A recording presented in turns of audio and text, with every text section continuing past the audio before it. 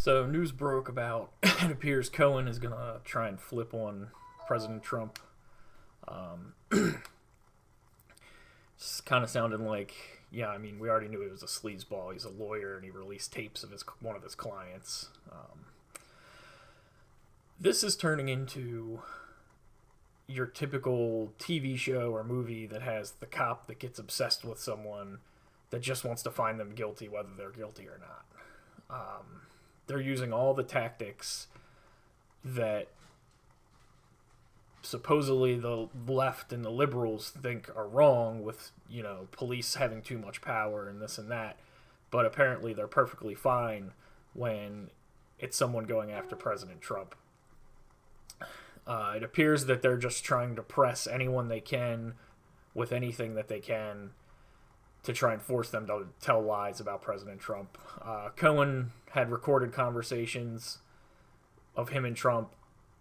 I would have to imagine he recorded most of the conversation. I don't know why he would have specifically recorded some and not others. So what he's claiming happened at this point is just hearsay, unless they can find some sort of paper trail with the money. So if that's the case, why doesn't he just play the tape? Because apparently he records his clients and that's what he does. So there should be a tape of what he's claiming happened. And the other thing is, this is proof right now that this is a war, and sometimes you have to give up a little bit of ground in a battle to win the entire war. And I think we're seeing that right now. And in November, people need to vote straight ticket Republicans. I don't care if you think that they're an establishment Republican, if you think that they're a rhino. It does not matter. Because aside from a very few rhino Republicans like McCain and who is it, Flake, who I don't think is even running because he knows he's not going to win. Most of the Republicans, even if they're not MAGA candidates, are at the very least not going to vote in favor of some crazy impeachment that the Democrats would bring along if they gain power after November. And this is a point where we need to give up a little bit of ground and maybe vote for some Republicans we wouldn't have normally voted for, rather than just not going out and voting for them and saying, well, I'm not going to vote for them because I don't want them in. Because it doesn't matter, because the worst Republican is better than any Democrat, because the Democrats are full out saying that they're going to go for impeachment. They don't care. They clearly do not care if they have a reason for impeachment, if it's logical, if it's the correct thing to do. They do not care. They just want to get after the president as much as they possibly can. And this is a point where I'm all for getting MAGA candidates in, getting America First candidates in, getting pro-Trump candidates in. I'm all for that. This is not the time to lay back and say, well, that guy's not a MAGA candidate. That woman's not a MAGA candidate. They're probably just a rhino. They're part of the problem. Probably true, but we can deal with that later. If we lose in November, there might not be a later.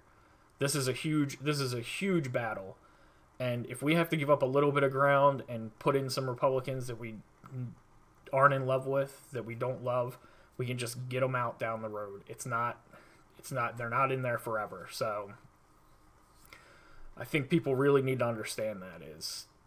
I know there's a lot of talk about wanting to put in pro-Trump candidates and only voting for pro-Trump candidates, and that's perfectly fine when it's primaries and you're trying to get rid of establishment Republicans.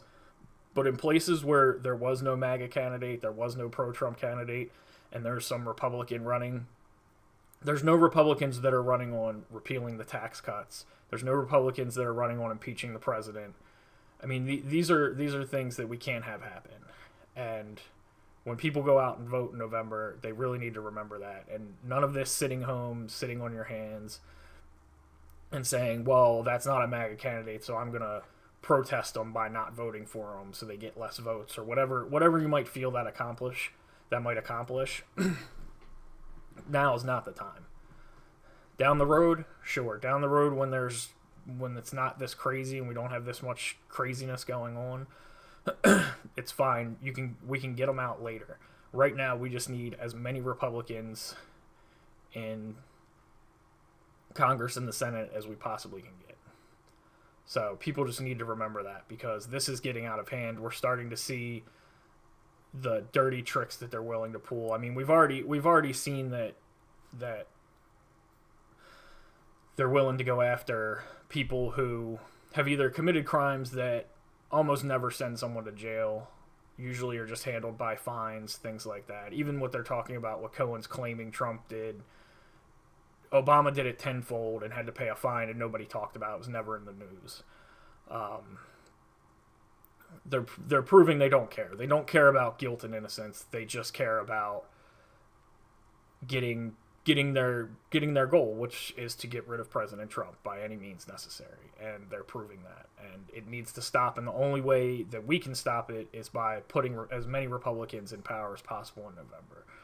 So when people go out to vote, you have to remember, if you sit at home and don't vote because you don't like the candidate, it's on you if this goes south and they get what they want. Because this isn't about guilt. This isn't about guilt or innocence. This isn't about right or wrong. This isn't about whether President Trump did this or did that. This is about them getting their ultimate goal, which is unseating the president and essentially slapping everyone in the face that voted for him and saying, we don't care what you think. You don't run things, we do.